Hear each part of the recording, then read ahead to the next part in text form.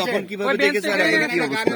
ভাই বলেন, আসলে এই নদী এখন যে আপনি দেখছেন, এই নদী আর সেই নদীর ভিতর কি পার্থক্য? আচ্ছা, ধন্যবাদ আপনাকে। আমরা যখন ছোট, আমার বাড়ি কিন্তু পাশে।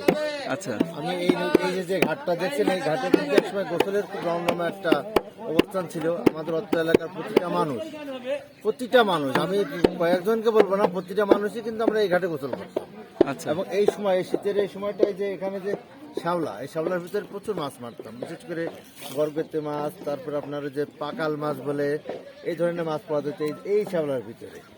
এই সময় শ্যাওলা উঠাই মাটি সহ শ্যাওলা উপরে উঠানোর পরে মাছ পাওয়া যেত।